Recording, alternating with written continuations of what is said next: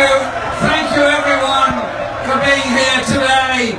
Thank you all those that organised today's event. Can we say thank you to all of those volunteers that did so much to put this event on? And thank you to all of the unions that helped to finance it and support it and mobilise for this event. And I want to say a personal huge thank you to Mark Sawatka and his wonderful new heart. Mark has been through some terrible strains and stresses, and whilst he was there in Papworth, he was keeping up with everything that's going on, and it was a delight to be in touch with him, but also to hear from him that his deep commitment and concern, not just for the members of his union, but all those that are victims of austerity all over this country. Mark, thank you for what you said today and what you've done on all the other days. I thought Parliament Square was absolutely full 2 years ago when we met here in the aftermath of the 2015 election. I didn't think you could get any more people into Parliament Square, except today when there are more than ever.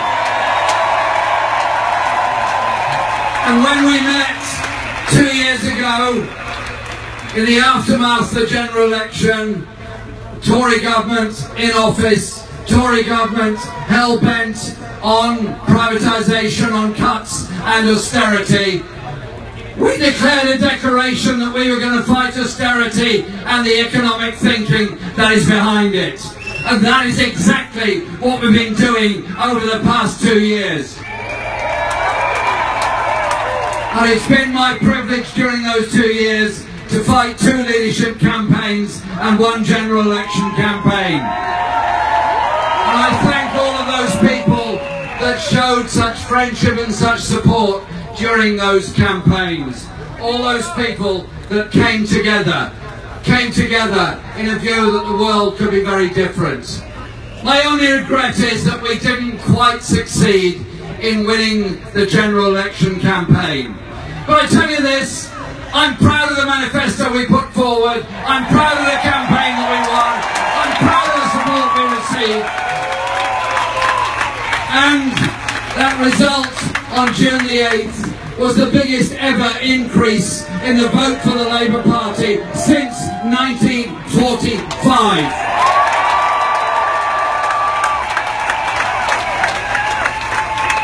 And a campaign that was written off at the beginning by the commentariat, by the broadsheet newspapers, by most, not all, but most of the tabloid newspapers, written off as a walk in the park for the Tories. Something happened.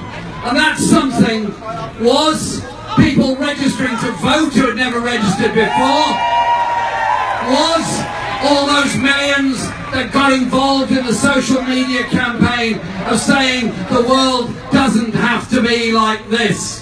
And it was those tens and tens of thousands that came out to rallies all over the country in ever greater numbers as the campaign went on, saying, we are a people, we united, we are determined, and we're not going to let ourselves be divided or austerity divide us. And when Parliament over there met after the election, there was one side that looked like they'd lost, and they were the ones sitting on the government benches, and the other side that was cock-a-hoop with our increase in support and our determination to force another election as soon as we can. Because, for all their bluster, the fundamental issues simply do not go away. In Britain, 6 million people earn less than the living wage. 4 million children are living in poverty. 4 million people are also living in fuel poverty. 1 million access points a year to food banks all over Britain, including people working in the public sector. And whilst the Tories might think they stitched up a cosy deal with the DUP, which suddenly values every DUP MP at 100 million a year, more than any Premiership footballer. And if you'd seen them playing football, you would not offer 100 million for any of them, or even all of them.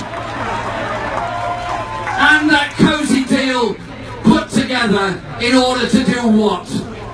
Vote down the Labour proposal that we end the public sector pay cap. And so I say to any public sector workers in Northern Ireland or anywhere else, don't have any illusions in these people. When they started the austerity programme, they meant it, and they meant it to carry on, and carry on with a growing gap between the richest and poorest in our society, with a growing impoverishment of those at the bottom, a growing underfunding of local government, health, education, and all the other things that we all need in a civilised society. If you drew a map of Britain and coloured in with red all the poorest parts of the country, and overlaid it with another map of those that have had the biggest cuts in public expenditure, whose local authorities have been bled dry, one would obliterate the other. The austerity programme is brutal and selective to the poorest people and the poorest parts of our communities. And if ever there was an object lesson about what austerity really means and what poverty really means in Britain, look at the disaster of Grenfell Tower. Not one of those people need or should have died. Every single one of them could and should have been protected. But somewhere along the line, there was a whole system that led to them living in a fire trap. I take my hat off. I take every salute possible given to the fire brigade, the ambulance workers, the paramedics and the police who went in there to try and save life. They went in with incredible bravery because of their determination to save life in that desperate towering inferno. A towering inferno where the poor died in the richest borough in Britain. It's simply wrong. And the hypocrisy, the utter hypocrisy of government ministers and others who queued up in the chamber over there in the House of Commons to heap praise on the emergency services the following day to cut their wages by refusing to lift the pay cap. The hypocrisy is absolutely unbelievable. But the election campaign showed something else. 2 years ago, we were looking for an alternative to an economic strategy which essentially said that the financial crisis of 2008 has to be paid for by balancing the books on the backs of the poor, most vulnerable and most needy in our society.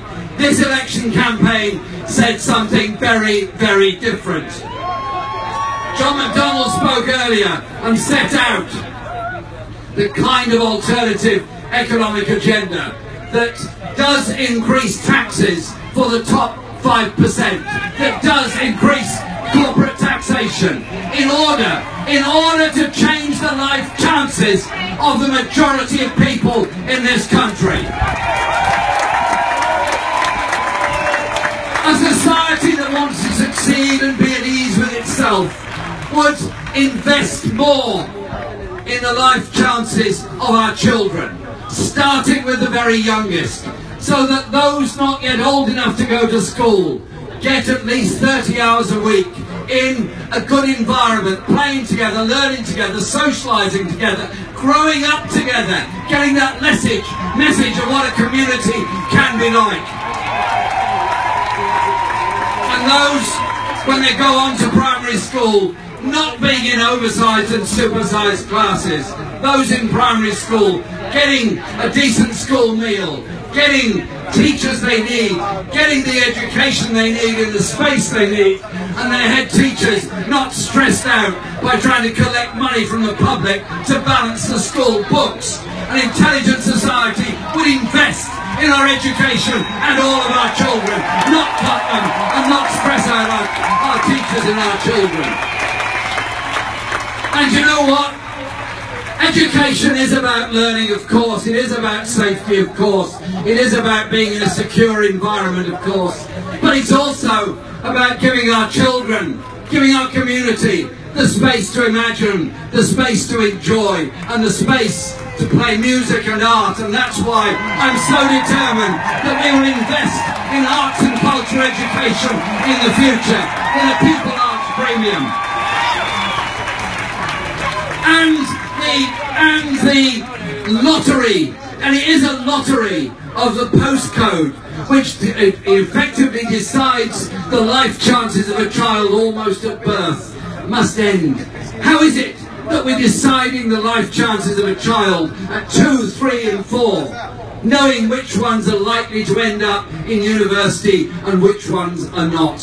It means spending public money in all parts of the country, not denying the chances in the poorest, often post-industrial areas of Britain.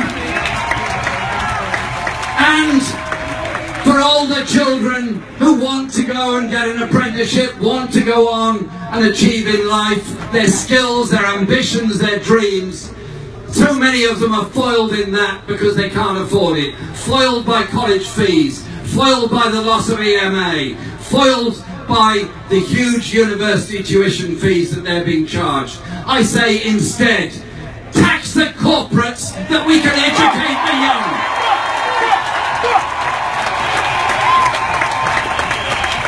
Because the effect is already so very obvious.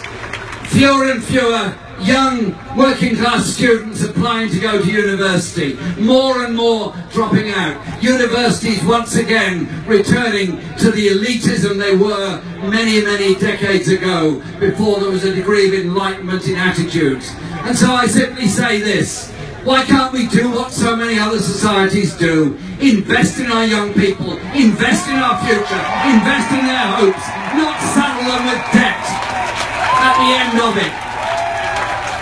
But life isn't just about education, it's also about how you run an economy. An economy that is deregulated, that has so many people working on zero-hours contracts, on insecure jobs, on bogus self-employment, with no rights at work for the first months or if not years, with charges for having the temerity to take their case to an employment tribunal, is simply not a fair or just society. And I was very proud of the announcement made on May Day by Becky Long-Bailey, our Shadow Business Secretary, of a workers' rights charter that we would bring in at the first opportunity. Rights to decent pay, rights to representation, rights to safety at work.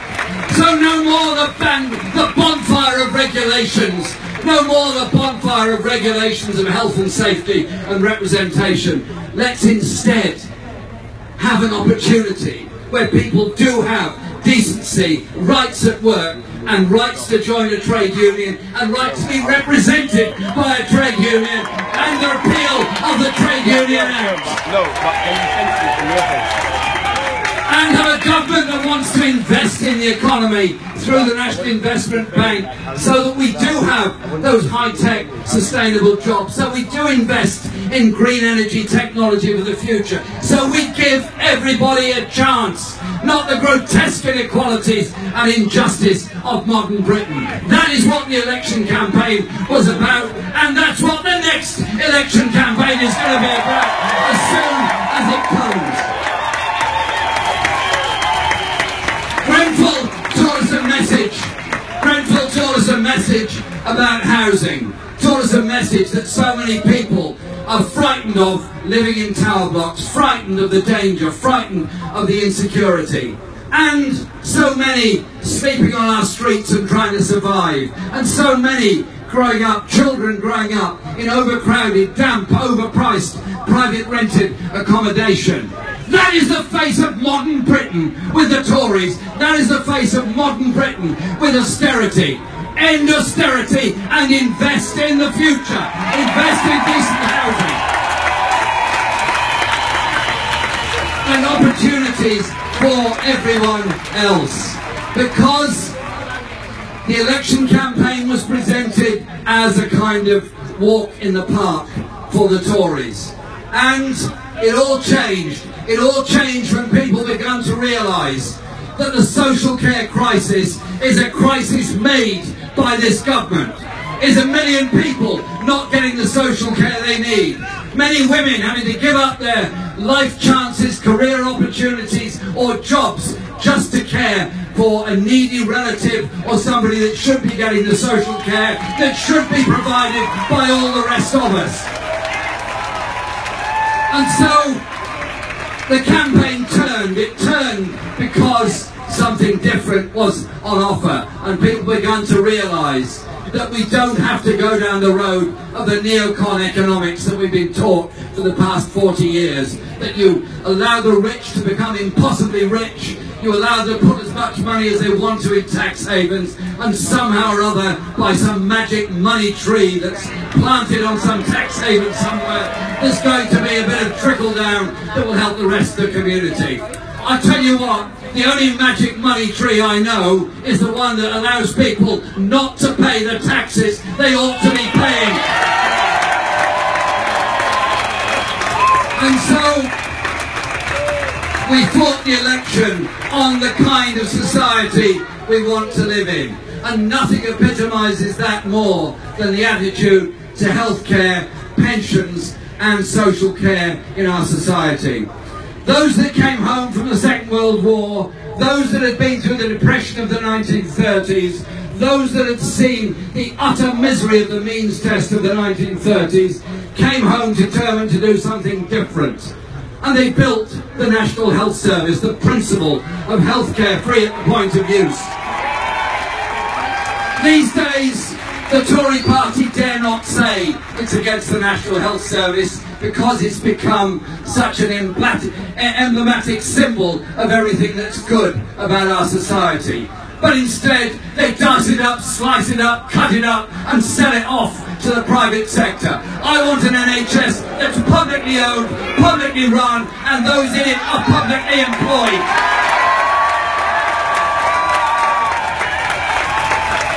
So that health inequality is also challenged. Take a bus ride across any major city anywhere in Britain. Life expectancy gets lower and lower the poorer the area you are, and higher the richer the area you're in. Surely our health service must work for all and give everyone a decent chance to recover from conditions and illnesses, but also a society that tackles injustice and inequality at its root and at its core. And so, I leave you with this message today. We will fight for a Brexit from the European Union that protects jobs, living standards and workers' rights. We will fight to protect the rights of European nationals living here so they get full rights, and we will develop that partnership of the future. We will also campaign for an international system and a foreign policy that puts human rights, environmental justice and democracy at the heart of a foreign policy that is based on human rights and justice. But above all, I simply say this, those that stood before us to gain us the right to vote, to gain women the right to vote, to gain a degree of social justice in society, that walked the walk to support the miners during the great miners' strike of 84, 85, those that stood for justice on so many occasions, eventually are vindicated. Vindicated in the way the Hillsborough families have been vindicated in the way that so many others have been.